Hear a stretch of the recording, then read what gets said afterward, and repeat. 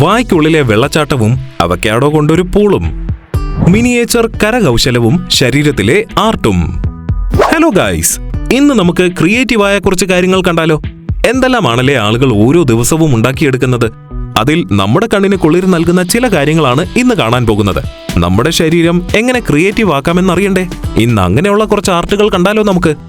Yes, എല്ലാവരും കൂടുതൽ creative ആകാൻ തയ്യാറായിക്കോളൂ. പലതരം ഐഡിയകളായിരിക്കും ഇന്ന് നിങ്ങൾക്ക് ലഭിക്കാനായി പോകുന്നത്. കൂട്ടത്തിൽ ഫോട്ടോഗ്രാഫി ഇഷ്ടമുള്ളവർക്കും ചില ട്രിക്കുകളൊക്കെ പറഞ്ഞു തരുന്നുണ്ട് കേട്ടോ. നമ്പർ 15, മീൻ കിട്ടാത്ത മീൻകാരൻ. ഈ മീൻപിടുത്തക്കാരൻ കുറെ നേരമായി ചൂണ്ടയിടുന്നുണ്ട്. എന്നാൽ മീനൊന്നും കിട്ടാൻ പോണില്ല. കാര്യം എന്താണെന്നല്ലേ? കാരണം അതൊരു ആർട്ടിസ്റ്റിന്റെ ആർട്ടാണ്. ദേ, ഒരാളുടെ പൊക്കളിനുള്ളിൽ നീല നിറമുള്ള വെള്ളം നിറച്ച് അതിന് സൈഡിൽ ഒരു മീൻപിടുത്തക്കാരന്റെ ചെറിയൊരു പ്രതിമ കൂടി വെച്ച് ഫോട്ടോ എടുത്തപ്പോൾ ഇതാ സംഭവം സെറ്റായി. സംഗതി കൊള്ളാമല്ലേ? നമ്പർ 14, റബ്ബർ മുട്ട. റബ്ബർ കൊണ്ടുണ്ടാക്കിയ മുട്ട കണ്ടിട്ടുണ്ടോ? എന്നാൽ ഇതാണ് ഐറ്റം. ദേ, ഒരു പന്ത് തട്ടുന്ന പോലെ ഫ്രൈയിങ് പാനിലോട്ട് മുട്ട തട്ടിയിട്ട് ബുൾസൈ അടിക്കുന്നത് കണ്ടോ? കുറെ ആളുകൾ ഇങ്ങനെ സ്റ്റൈലിൽ പാചകം ചെയ്യുന്നത് നിങ്ങൾ കണ്ടിട്ടുണ്ടാകും. എന്നാൽ ഇതിന് പിന്നിലെ ട്രിക്ക് എന്താണെന്ന് അറിയണ്ടേ? ദേ, ഒരു ചെറിയ വെള്ള ബോൾ വെച്ച് ആദ്യം ഒരു ഷോട്ട് എടുക്കും. എന്നിട്ട് ബുൾസൈ ആകുന്നത് പോലെയുള്ള അടുത്തൊരു ഷോട്ട്. രണ്ടും കൂടി എഡിറ്റാക്കി വെക്കുമ്പോൾ സംഭവം കഴിഞ്ഞു. സിമ്പിൾ. നമ്പർ 13, ഒരു പൂ വിരിയിച്ചാലോ? ഒരു ചെടി വളർന്ന് അതിലൊരു പൂ വരാൻ എത്ര സമയമെടുക്കും? എന്നാൽ ഇയാളെടുത്ത വീഡിയോ നോക്കിയേ, 1 മിനിറ്റ് പോലും വേണ്ടി വന്നില്ല ആ ചെടിക്ക് വളർന്നൊരു പൂ വിരിയിക്കാൻ. അതും ഒരാളുടെ കയ്യിൽ ശേഖരിച്ച് വെച്ചിരുന്ന മണ്ണിൽ നിന്ന്. ഇതിന്റെ പിന്നിലെ ട്രിക്ക് എന്താണെന്നറിയാമോ? ദേ, ആദ്യം ഒരു ചെടി കയ്യിൽ വെച്ച് മറ്റൊരാളെ കൊണ്ട് അതിനടിയിൽ കൂടി ആ ചെടിയെ വലിക്കുക. പക്ഷെ ഫ്രെയിമിൽ ആ ചെടിയും കൈയും മാത്രമേ ഉണ്ടാകാൻ പാടുള്ളൂ. ഇതെല്ലാം കഴിഞ്ഞ് ജസ്റ്റ് ആ വീഡിയോ ഒന്ന് റിവേഴ്സ് ആക്കി കൊടുക്കുക. ദേ, ഉദ്ദേശിച്ച പോലൊരു റിസൾട്ട് നിങ്ങൾക്ക് കിട്ടിക്കഴിഞ്ഞു. നമ്പർ 12, ഇനി ഫാനും ക്യാമറമാൻ. ഫാൻ എന്തിനൊക്കെ യൂസ് ആക്കാം? കാറ്റ് കൊള്ളാൻ അല്ലേ? എന്നാൽ ഫാനിന് വേറെയും ഒക്കെ യൂസുകളുണ്ട്. ദേ, ഈ ക്യാമറ ഫാനിൽ വേണ്ട രീതിയിൽ ഫ്രെയിം സെറ്റ് ചെയ്ത് വെച്ച് സ്ലോയിൽ കറക്കിയാൽ മനോഹരമായ ഒരു വീഡിയോ നിങ്ങൾക്കുണ്ടാക്കിയെടുക്കാൻ സാധിക്കും. അത് നിങ്ങളുടെയോ അല്ലെങ്കിൽ മറ്റേതെങ്കിലും വസ്തുവിന്റെ എല്ലാ വശങ്ങളിലും നിന്നുള്ള വീഡിയോ ആണെങ്കിലും കുലുക്കമൊന്നുമില്ലാതെ സ്റ്റേബിളായ ഒരു വീഡിയോ നിങ്ങൾക്ക് ലഭിക്കും.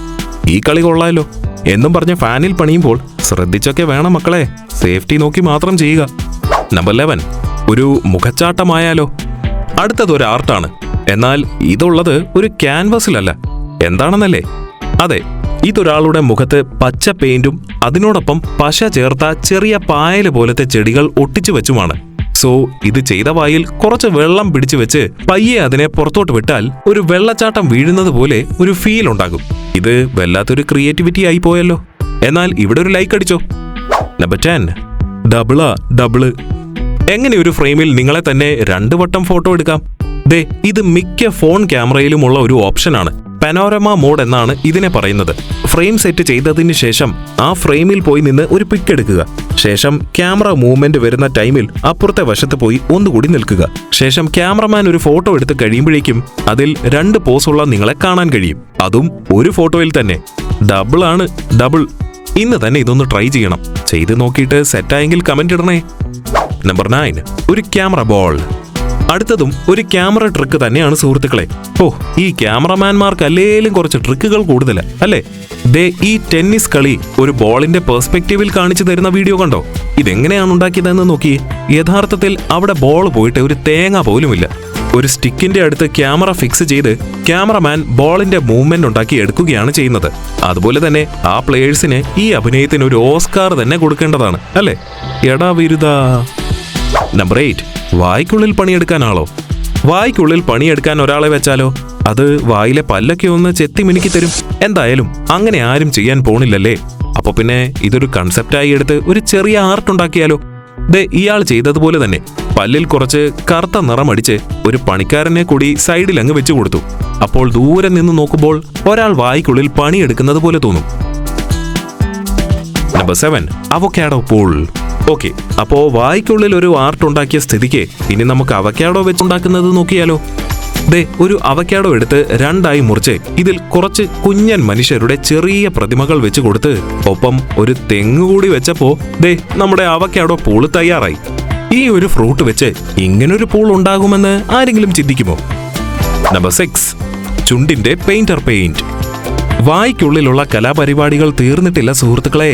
വായ്ക്കുള്ളിലെ മൈനിങ് കഴിഞ്ഞ് അവതരിപ്പിക്കുന്ന പുതിയ പരിപാടി ദേ വായ്ക്കുള്ളിലെ പെയിന്റിംഗ്. ഇവിടെയും കുറച്ച് പെയിന്റേഴ്സിന്റെ പ്രതിമകൾ വെച്ചാണ് പെയിന്റ് ചെയ്യുന്നത് പോലെയുള്ള ഒരു എഫക്റ്റ് ഉണ്ടാക്കിയെടുത്തത്. Number 5, budget friendly water proof camera. വെള്ളത്തിനടിയിലുള്ള മനോഹരമായ കാഴ്ചകൾ നിങ്ങൾ എപ്പോഴെങ്കിലും ഫോട്ടോ എടുത്ത് നോക്കിയിട്ടുണ്ടോ? ഇപ്പോൾ കുറെ വാട്ടർ പ്രൂഫ് ഫോണുകൾ ഉണ്ടെങ്കിലും കാശ് കൊടുത്ത് വാങ്ങിയ ഫോൺ വെള്ളത്തിലൊക്കെ വെച്ച് മുക്കാൻ ഒരു പേടിയാണല്ലേ.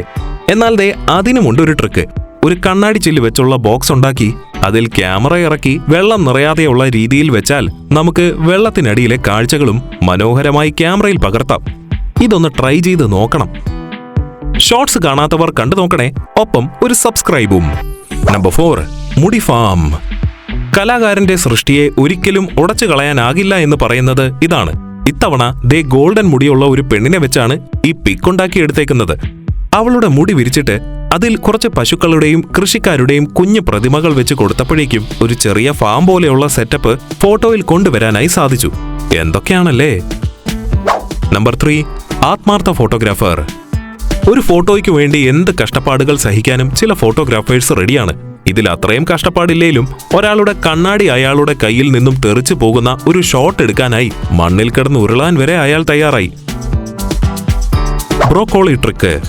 ഒരു കുട്ടിയെ വലിയ ഒരു മരത്തിന്റെ താഴെ നിൽക്കുന്നത് പോലെ തോന്നിക്കാനായി ഇവിടെ ഉപയോഗിച്ചത് കണ്ടോ? ഒരു കുഞ്ഞൻ ബ്രോക്കോളിയെ ക്യാമറയുടെ ഫ്രെയിം സെറ്റ് ചെയ്ത രീതി വെച്ച് പടം മാറിയത് കണ്ടോ? എന്താ ചെയ്യാ, നമുക്കിതൊക്കെ കോപ്പി അടിക്കാനേ അറിയൂ.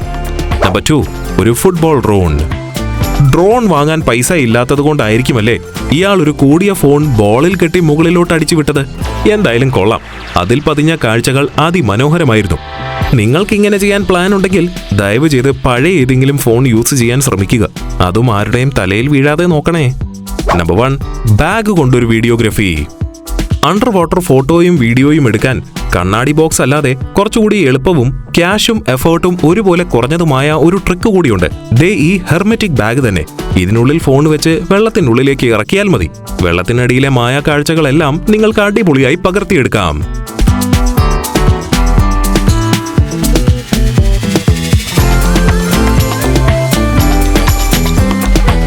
അപ്പോൾ ഗൈസ്, ട്രിക്കുകളൊക്കെ കണ്ട് നിങ്ങൾ ക്യൂരിയസ് ആയോ? എങ്കിൽ പോയി അതൊക്കെ ഒന്ന് പരീക്ഷിച്ച് നോക്കിക്കോ. ശ്രദ്ധിച്ച് പരീക്ഷണങ്ങൾ നടത്തണം കേട്ടോ. പിന്നെ ഇങ്ങനെ പരീക്ഷണങ്ങൾക്കായി മുട്ടി നിൽക്കുന്ന നിങ്ങളുടെ സുഹൃത്തുക്കൾക്കും ഇത് അയച്ചു കൊടുക്കാൻ മറക്കരുത്. വീഡിയോ ഇഷ്ടമായെങ്കിൽ ലൈക്ക് ചെയ്യാനും ഇനിയും ഇതുപോലുള്ള ഇൻട്രസ്റ്റിംഗ് വീഡിയോകൾക്കായി ചാനൽ സബ്സ്ക്രൈബ് ചെയ്യാനും മറക്കരുത്.